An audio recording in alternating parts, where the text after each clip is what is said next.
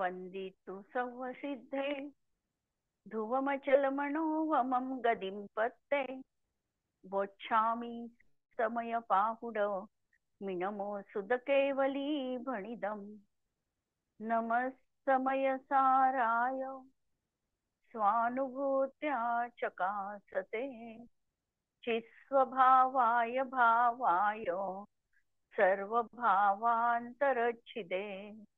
अंतिम शासन नायक 1008 भगवान महावीर स्वामी की जय। द्वादशांग श्रुत देवी की जय। स्वाध्याय कक्ष संपेपर्यंत आपणा सर्वांना चतुर्विध आहाराचा त्याग असणार आहे। समयसार ग्रंथ आपण बघतो आहे आणि आमची करण शक्ती सुरू आहे। षटकारकामधली तिसरी शक्ती करण शक्ती, कर्ता कर्म आणि करण। करण याचा अर्थ साधन रूप होणं। आत्म्याला आपल्या स्वभावाची प्राप्ती करून घेण्यासाठी बाह्य कोणत्याही साधनांची व्यग्रता करण्याची गरज नाही। आत्म्याच्या निज परिणामाच्या माध्यमातूनच आत्म्याला आपल्या स्वरूपाची सिद्धी करता येऊ शकते। एवढा अकाट्य आत्मविश्वास देणारी ही करण शक्ती बाह्य कोणत्याही प्रकारच्या इंद्रियांच्या, गुरु उपदेशांच्या, पंचपरमेष्ठीच्या दर्शनाचे या सगळ्या विकल्पांना सोडून जेव्हा आम्ही अंतर्मुख होऊन निज आत्मतत्वाचं लक्ष केंद्रित करू आणि आत्मस्वरूपमय बनू, त्या समयात तोच परिणाम आमचा करणरूप परिणाम बनणार आणि आम्हाला आमच्या स्वभावाची प्राप्ती करून देणारा आहे। काल आम्ही बघितलेलं होतं की दर्शन, देशना, वेदनानुभव, जाती स्मरण या कारणांना सम्यक दर्शनाचं बाह्य कारण म्हणून सांगितल्या गेलेलं आहे आणि त्याचं प्रयोजन त्यावेळेला निमित्त कोणत्या प्रकारचं असणार आहे हे सांगणं आहे। उपादानगत योग्यता जीवाची आणि बाह्य निमित्त कारण अशा प्रकारच्या ह्या गोष्टी भगवंताचं जिनदर्शन करतात आहे आणि त्या समयामध्ये त्या जीवाला आत्मिक अनुभूतीची प्राप्ती होईल। जिनदर्शन करता करता निज दर्शन होईल। आम्हाला गजमोती चढविणाऱ्या मनोरमेची गोष्ट ज्ञात आहे की केवळ देवदर्शनाचा उत्कट परिणाम की मी भगवंतांना दररोज गजमोती चढवेल आणि नंतरच मी आहार करेल, जेवण करेल, अशा प्रकारची दृढ प्रतिज्ञा करणारी तिच्यासाठी सम्यक दर्शनाचं बाह्य निमित्त कारण देवदर्शन पडलेलं आहे। पण अंतरंग निमित्त कारण तिची उपादानगत योग्यता आहे, जो आत्मसन्मुख परिणाम झालेला आहे।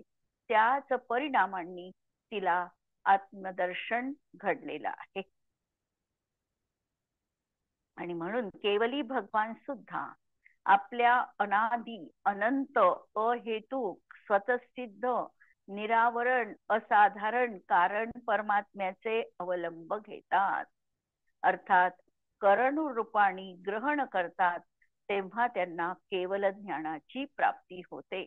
ज्या वेळेला एकत्व विभक्त अविचार नावाचा दुसरं शुक्ल ध्यान 12व्या गुणस्थानामध्ये तो जीव ध्यान करतो, त्यावेळेला 3 घाती कर्मांचा नाश होतो। याचा अर्थ जेव्हा योगाची पलटणी नाही, अर्थाची पलटणी नाही, व्यंजनाची पदाची पलटणी नाही आणि एक स्थिर अंतर्मुख होऊन अंतर्मुहूर्तपर्यंत आत्म्याचा अनुभव आहे आणि त्याच्याच माध्यमातून केवल ज्ञानाची प्राप्ती जीवाला झाली आहे। म्हणजे बाह्य कोणतंही साधन त्या ठिकाणी त्याला नको आहे किंवा असत नाही। अभेद दृष्टीने आत्मा स्वयं ज्ञान दर्शन चारित्र तपरूप आहे। एको मे शाश्वतश्चात्मा ज्ञान दर्शन लक्षणः शेषा बहिर्भवा भावा सर्वे संयोग लक्षणाः। आम्ही सामायिक पाठामध्ये हा श्लोक दररोज म्हणतो की एको मे, एक हा मी असा शाश्वत आत्मा आहे आणि जो ज्ञान दर्शन लक्षणमय आहे आणि ज्यानी आत्म्याची प्रसिद्धी होते तेवढा तत्व म्हणजेच आत्मा आहे. म्हणून बाकीचे जे जे काही आत्म्यामध्ये कर्मसापेक्ष भाव आहे ते सर्व कर्मोदय जनित परसंयोग जनित बाह्य भाव आहे. आणि त्या सर्वांना वेगळं पाहून वेगळं करून एक अखंड आत्मतत्वाचं अवलंबन घेणं हेच आमचं करण असणार आहे, साधन असणार आहे. तसेच शक्ती जीवाला नवीन उत्पन्न करायच्या नाहीत, त्या जीवाजवळ आहे. करण शक्ती असो की पुढची संप्रदान शक्ती असो, या शक्ती तर एका समयात आत्म्याजवळ विद्यमान आहे. ज्या वेळेला साधन म्हणून ती वापरल्या जाते तेव्हा त्यालाच करण म्हटलं जातं. कुणासाठी हा प्रश्न येईल त्यावेळेला त्याला संप्रदान म्हटलं जातं. आणि प्रत्येक कार्य हे स्वतःला समर्पित आहे म्हणून संप्रदान पण हा आत्माच असणार आहे. म्हणून सर्व जीवाजवळ ह्या शक्ती आहे, फक्त त्याची प्रतीती करायची आहे. अलग अलग शक्ती दर्शविणे आचार्यांना अभिप्रेत नाही. जरी दाखवत आहे भेद रूपानी तरी भेद कथन करणं हे प्रयोजन नाहीये. यानी वस्तुव्यवस्था समजणार नाही.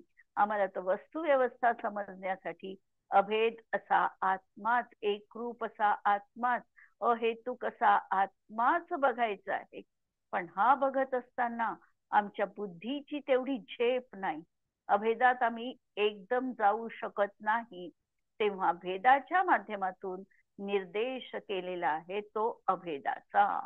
जशी एखादी व्यक्ती जर समजा तिला एखाद्या वर्णाचा उच्चार करता येत नसेल, जसं ज्ञ आहे त्याचा उच्चार तिला करता येत नाही, ती सांगते ज्ञान हा शब्द म्हणायचा आहे, पण ती त्याचा वेगळा उच्चार करते आहे आणि सांगते, तिला जाणीव आहे की हा माझा शब्द मी चुकीचा उच्चारते आहे.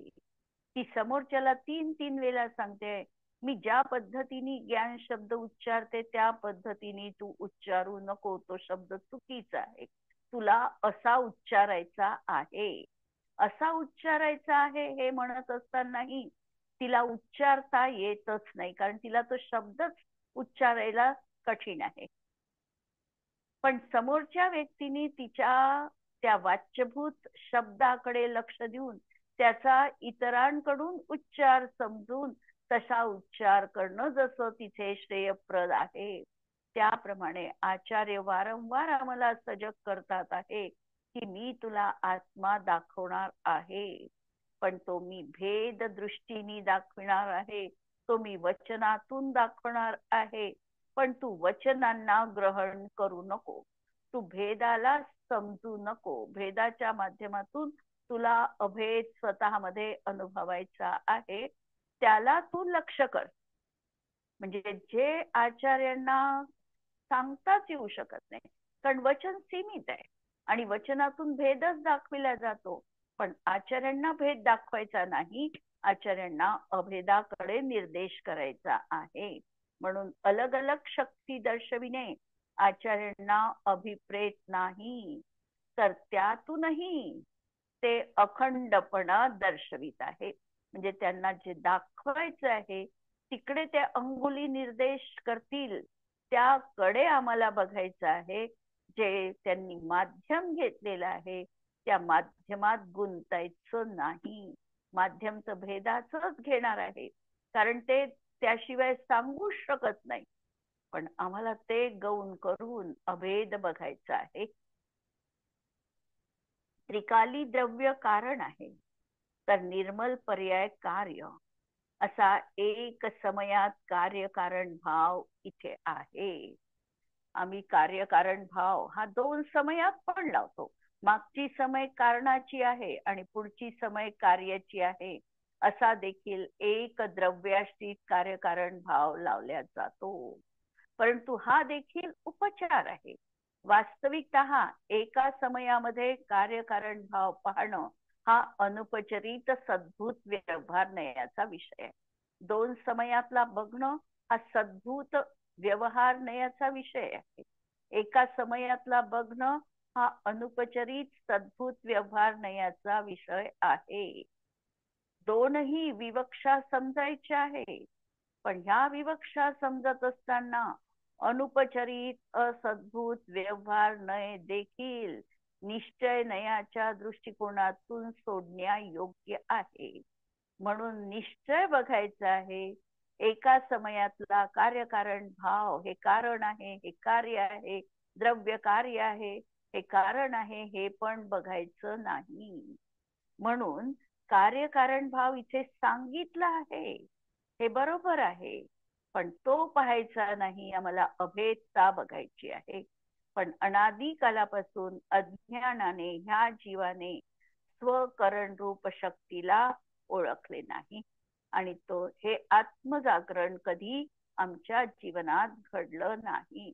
आम्ही अनेक वेळा उपदेश ऐकला असेल, जसं कल्याण मंदिर स्तोत्रामध्ये कुमुदचंद्र आचार्य लिहितात, आकर्णितोपि महितोपि निरीक्षितोपि नूनम न चेतसि मया विद्तोऽसि भक्त्या जातोऽस्मितेन जनबांधव दुःख पात्रम तस्मात् क्रिया प्रतिफलन्ति न भाव शून्य. आकर्णितेपि, आकर्ण म्हणजे आम्ही ऐकलंय, निरीक्षितोपि समोरचरणात भगवंतांचं साक्षात दर्शन घेतलेलं आहे, अवलोकन केलेलं आहे, त्यांचं स्वरूप आम्ही बघितलेलं आहे, पण ह्या क्रिया आम्ही सगळ्या यांत्रिक पद्धतीने केल्या. भाव विभोर होऊन त्यांची महिमा आमच्या अंतरंगामध्ये प्रतीतीत आली नाही, आणि म्हणून अशा भावशून्य क्रिया आमच्यासाठी फलदायी ठरल्या नाही. आज आम्हाला परत आमच्या दारावर दस्तखत दिलेली आहे एका संधीनी, आणि ते आम्हाला सांगत आहे की आता तुला ही संधी परत मिळालेली आहे, आणि तू तुझ्या आत्मप्रभूचं दर्शन या ठिकाणी करू शकतो. समयसार सारखा ग्रंथ आमच्या हाती आहे, शक्तींचं आमचं वर्णन सुरू आहे, आणि एक एक शक्ती, या एकेका शक्तीला लक्ष करून अभेद आत्मतत्वाचं दर्शन उघडण्याची मास्टर की आमच्या हातात आलेली आहे. याचा आम्हाला उपयोग करून घ्यायचा आहे. म्हणून अज्ञानाने ह्या जीवाला स्वकरण रूप शक्तीला ओळखले नाही, म्हणून आमचं आत्मजागरण, आत्मप्रतीती आम्हाला आली नाही. आत्मा स्वभावाने द्रव्य दृष्टीने शुद्ध आहे, पण पर्यायी मध्ये हा आत्मा शुद्ध तत्वाचा स्वीकार करणार नाही, तोपर्यंत कार्यप्राप्ती नाही. त्रिकाली शुद्धता आत्म्याजवळ विद्यमान आहे, पण जी वर्तमान पर्याय त्रिकाली द्रव्य तत्वाला लक्ष केंद्रित करेल, शुद्ध रूप परिणमेल, त्याच वेळेला आमचं कार्य देखील पर्यायी मध्ये देखील शुद्धता आलेली असेल. सत्य स्वीकारणारी पर्याय हीच आमची स्वकरण अशी पर्याय आहे. सत्याचा आम्ही स्वीकार केला. आमच्या त्रिकाली आत्मतत्वाला जाणण्यासाठी वर्तमान पर्याय उद्यत झाली. तिने आत्मतत्वाला लक्ष केंद्रित केलं, आणि ही जी झालेली आहे वर्तमान पर्याय, कार्य संपन्न झालं, पर्यायी मध्ये शुद्धता प्रगट झाली, आणि मग म्हटल्या गेलं की आमचं द्रव्य हे कार्यरूप आहे, आणि ही पर्याय ही करण रूप झाली. पण हाही शेवटी आमचा अनुपचरी सद्भूत व्यवहार नयाचा विषय आहे.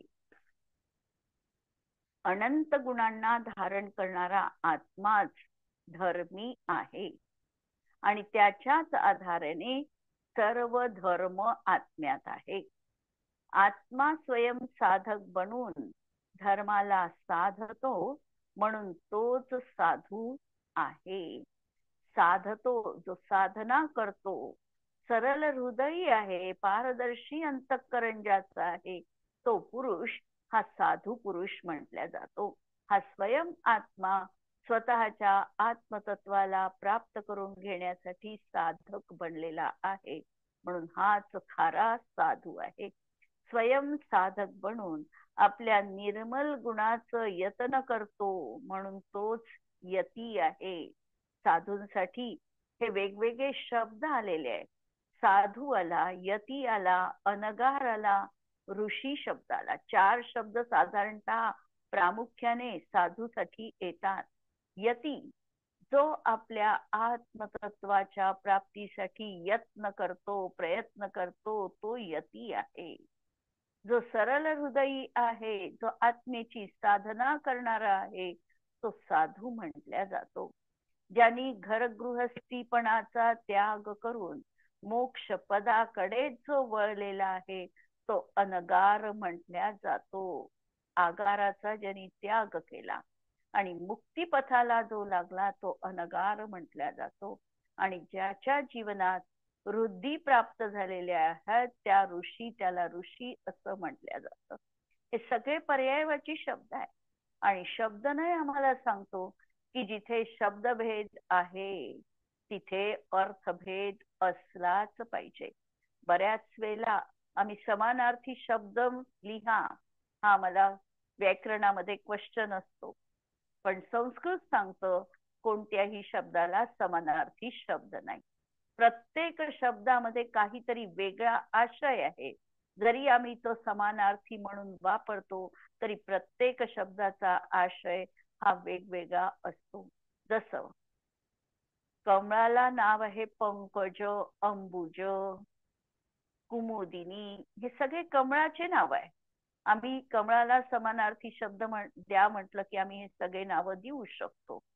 पण जर आम्ही बारीकीने विचार केला तर पंकज याचा अर्थ आहे पंके जायते, म्हणजे चिखलात ज्याचा जन्म होतो ते पंकज आहे.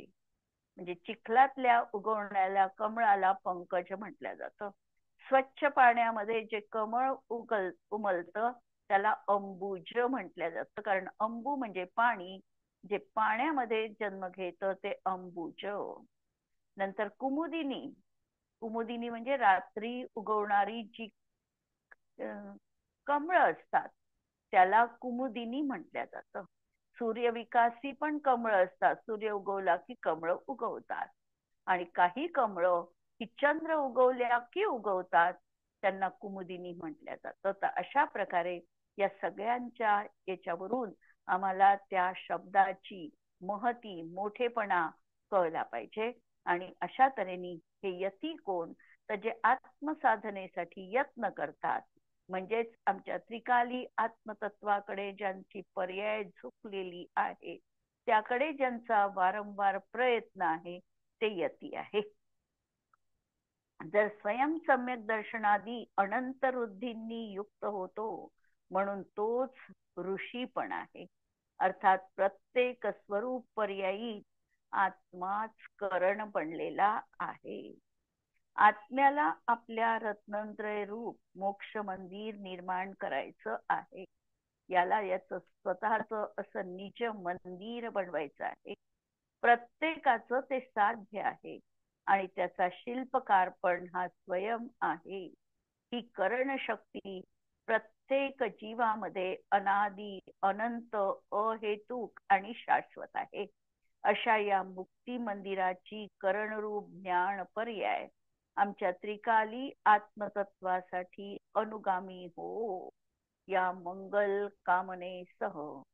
ओम ह्रीम करण शक्ती स्वरूपोहम. अशा तऱ्हेने आमची ही 43वी शक्ती संपन्न झालेली आहे. 44व्या शक्तीकडे आम्ही वळतो आहे, जी शक्ती आहे संप्रदान शक्ती. संप्रदान याचा अर्थ क्रियापदाला प्रश्न विचारायचा की हा आत्मा कशासाठी, कुणासाठी कार्य करतो आहे. प्रत्येक जण आपल्या स्वतःसाठीच कुठलंही कार्य करत असतो, म्हणून उत्तर येणार आहे की हा आत्मा स्वतःच्या साठी कार्य करतो, ही त्याची संप्रदान शक्ती आहे. ते कार्य कुणाला समर्पित केलं तर ते कार्य त्यांनी स्वतःच्याच आत्म्याला समर्पित केलेलं आहे. ही आत्म्याची संप्रदान शक्ती आहे. अमृतचंद्राचार्य लिहितात की स्वयं दीयमान भावोपेयत्वमयी संप्रदान शक्ती ही, म्हणजे आपल्यासाठी दिल्या जाणारा जो भाव, स्वतःसाठी जो भाव समर्पित झालेला आहे त्याच्या उपेयत्व प्राप्त करण्याला योग्यता रूप असा किंवा ग्रहण करण्यासाठी पात्रतामय असलेली अशी ही संप्रदान शक्ती. रे आत्मन, तू महान दाता आहेस, तू महान कल्पवृक्ष आहे. अनंत दर्शन सुख वीर्य हे म्हणजेच तू आहेस. निजाला निजात्म अनुभवन हेच तुझं दिव्य दान तुझ्यासाठी आहे. आणि हेच संप्रदान शक्तीने स्वीकविले की तूच दाता आहे आणि तूच पात्र देखील आहे. जे दान द्यायचं आहे ते तुझं तुलाच द्यायचं आहे आणि त्यासाठी योग्य पात्र देखील तूच आहे. पात्र दुसरं नाही, दाता दुसरा नाही. स्वतःचा जो निज अनुभव आहे हा तुला स्वतःला समर्पित करायचा आहे.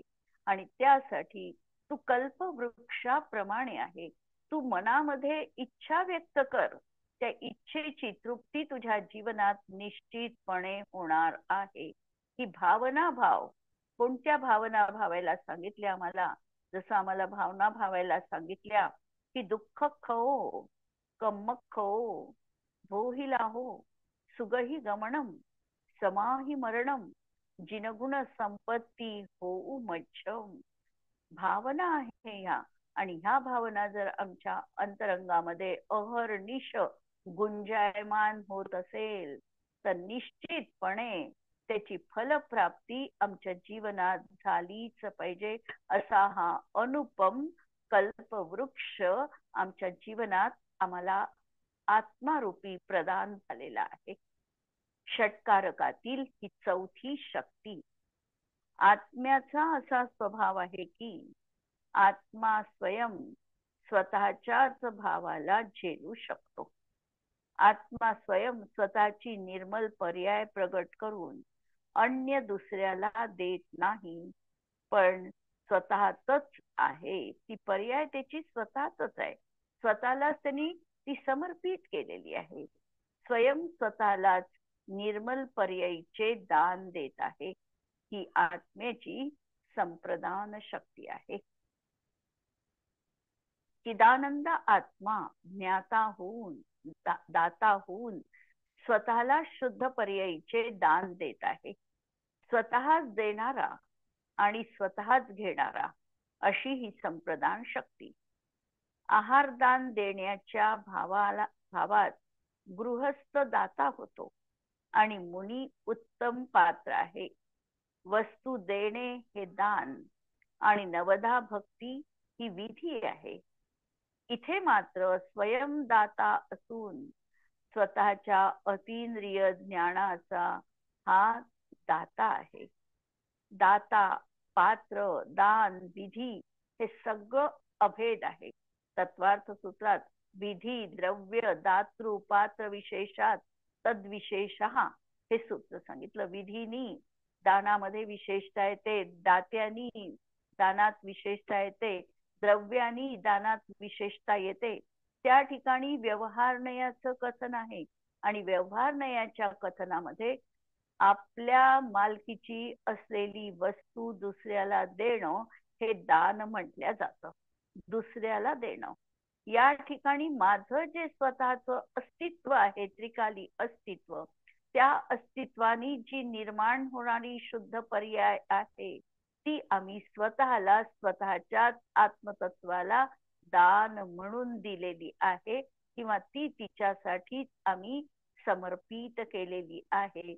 ही आमची संप्रदान शक्ती आहे. इथे अभेद पाहायचा आहे, एकरूपता बघायची आहे. दोन द्रव्यामध्ये देण्या घेण्याचा हा व्यवहार नाही. हा एक द्रव्याश्रित द्रव्य आणि पर्याय असा हा या ठिकाणी अनुपचरी सद्भूत व्यवहारनयानी व्यवहार आहे.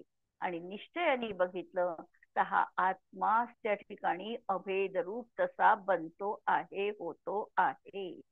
सगळ्या दृष्टिकोनातून आम्हाला असद्भूत व्यवहार पण लक्षात घ्यायचा आहे. संप्रदान शक्ती म्हणताना व्यवहारामध्ये आम्ही नेहमी परसंप्रदानासाठी वापरतो. एखादं सुंदर पुस्तक एखाद्या रायटरनी लिहिलं आणि त्याचं फ्रंट पेजवर त्यांनी ते कुणाला डेडिकेट केलं हे असतं, तर त्या ठिकाणी सांगितलं जातं की हे माझ्या परमपूज्य मात्या पित्यांच्या चरणी मी हे समर्पित केलेलं आहे. समर्पण पत्रिका असते. इथे आमची समर्पण पत्रिका कोणती आहे? तर आम्ही आमच्याच आत्म्याला, आमच्याच आत्म्याच्या माध्यमातून आमच्याच आत्म्याची वस्तू समर्पित केलेली आहे. देणाराही हाच, घेणाराही हाच, असा अभेद व्यवहार इथे बघायचा आहे. आत्मस्वभावावर विश्वास ठेवून जो त्यात लीन होतो त्याला केवल ज्ञानादी संप्रदान रूप परिणमतो. तो केवल ज्ञानादी, त्याला केवल ज्ञानादी संप्रदान रूप परिणमते. सर्व जीवात ही शक्ती आहे की ते या स्वभावाला स्वीकार करतो, तो तद्रूप परिणमन करतो. सर्व जीवांमध्ये ही शक्ती आहे. जशी आम्ही भावना जीवनामध्ये ठेवत राहू त्याप्रमाणे ही शक्ती त्या ठिकाणी स्वभाव रूपाने कार्य करतेच करते. सर्व जीव आहे सिद्ध सम, जो समझे सो होय. सर्व जीव है सिद्ध सम, जो समझे सो होय. पण हा सर्वांना जाणणारा जीव, त्यालाच आपण जाणत नाही. आज आम्ही बघतो आहे की आम्ही पराला जाणण्यासाठी इतकं उत्सुक आहोत की आमच्या ज्ञानाला आम्हाला जाणायचं आहे हे आम्ही विसरून गेलो आहे. याला जाणायचं, त्याला जाणायचं, परवस्तू, अनगिनत वस्तू, आणि या सगळ्यांना मला जाणायचं आहे आणि माझं ज्ञान बहुश्रुत रूपी करायचं आहे. या भानगडीमध्ये आपण आज अडकलो आहे. आमचा अध्यात्म ग्रंथ सांगतो, तू एवढ्या सगळ्यांना जाणण्यापेक्षा केवळ एक आत्मतत्वाला जाण. जो आत्म्याला जाणतो तो सगळ्यांना जाणतो. ही आमची थेरपी आहे की जो एकाला जाणेल तो सर्वांना जाणतो. पण आम्ही क्रम उलटा लावतो. आम्हाला वाटतं सर्वांना जाणलं की आमचं ज्ञान अनलिमिटेड होईल, पण असं प्लस करून करून आमचं ज्ञान अनलिमिटेड होणार नाही. जेव्हा त्या ज्ञानाचा जो अखंड झरा आहे, जो न्यायक स्वभावी आत्मा आहे, त्या झऱ्याला जेव्हा आम्ही बघू, अवलोकन करू, तेव्हा आमचा अक्षय ज्ञानाचा स्रोत खुला होणार आहे. स्वयं स्वतःला विसरतो आणि हा भ्रम आहे. त्यामुळे संसार आहे. आम्ही सगळ्यांना जाणतो आणि एकाला मात्र आम्ही जाणत नाही, आणि म्हणून हा संसार आहे. उत्तम वस्तू ठेवण्यासाठी पात्रही उत्तम हवे. तसे जगतातले महान उत्तम अतिंद्रिय आनंदाचे पात्र ही आत्मस्वभावोन्मुख वृत्ती आहे. आणि गुरु विनय पण जीवनात आहे. आत्म्यात अशी अद्भुत शक्ती आहे की स्वयंदाता आणि स्वयं पात्र आहे, आणि याच समयभेद नाही. माझा आत्माच महान दाता आहे. केवल ज्ञान प्रगट करणे व ते न्यायक स्वभावाला समर्पित करणे ही आत्म्याची संप्रदान शक्ती. अशा संप्रदान शक्तीचे वेदन प्रत्येकाच्या जीवनात यावे, या मंगल कामनेसह ओम ह्रीम संप्रदान शक्ती स्वरूपोहम.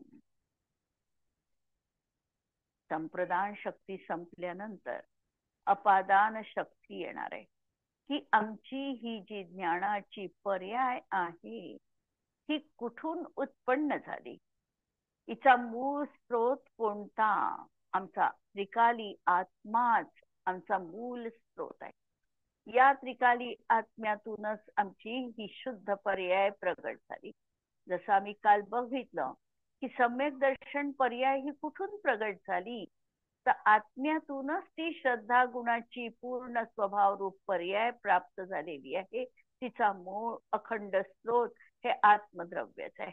आत्म्यामध्ये श्रद्धा गुण नित्य विद्यमान आहे, आणि जेव्हा त्रिकाली द्रव्याचा आश्रय घेतला जातो तेव्हा त्या श्रद्धा गुणाला जे विपरीत होती ती समीचीन बनली आणि सम्यक दर्शन आमची पर्याय या आत्म्यातूनच तिचा जन्म झालेला आहे.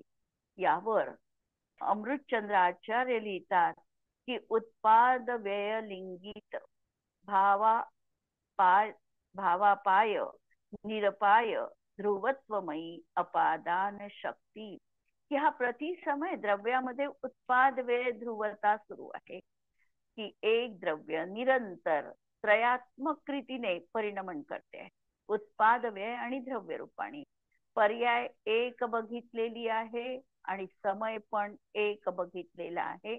बघण्याचे 3 दृष्टिकोन आहे. द्रव्याची कधी उत्पत्ती नाही, पण पर्याय अपेक्षेने ते द्रव्य त्या पर्यायीमध्ये अखंड रूपाने परिणमलेले आहे. हा उत्पाद आहे. द्रव्याचा कधी समूळ नाश नाही, परंतु ती पर्याय त्या तिचं अस्तित्व संपलेलं आहे, ती द्रव्यातच विलीन झालेली आहे. अशा तऱ्हेने ती व्ययरूपता देखील तिथे आहे आणि तरी देखील तिचं अस्तित्व जे आहे ते निराबाध रूपाने निरुपाय रूपाने स्वतंत्र ध्रुवत्व रूपाने विद्यमान आहे. आणि त्यामधूनच ही पर्याय उत्पन्न होते आहे. ही आहे आत्म्याची अपादान शक्ती.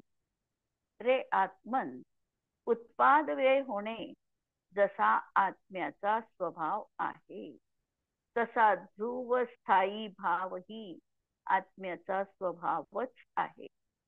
या शक्तीने परिवर्तनात अपरिवर्तनीय तत्व जपले. परिवर्तन द्रव्यत्व गुण सामान्य गुण तर सांगतो की प्रत्येक द्रव्य प्रति समय परिणमन करते आहे. परिणमन होत आहे, बदल आहेत, पण बदलामध्ये देखील अपरिवर्तनीय तत्व असं त्या वस्तूमध्ये विद्यमान आहे. आणि अपरिवर्तनीय अशा वस्तूमध्ये देखील निरंतर प्रवाहपणे परिवर्तन सुरू आहे. अशी ही अनेकांतमय स्वभावरूप शक्ती अनित्यत्वात नित्यत्व दर्शविले. म्हणून अनंत पर्यायींना एका सूत्रात गुंफण्याचं हिचं कार्य आहे. उद्याला आपण याच्या पुढचं अपादान शक्तीचं प्रकरण पाहणार आहोत. जिनवाणी के ज्ञान ते सुझे लोकालोक, सो जिनवाणी मस्तक नमो सदा देत हो.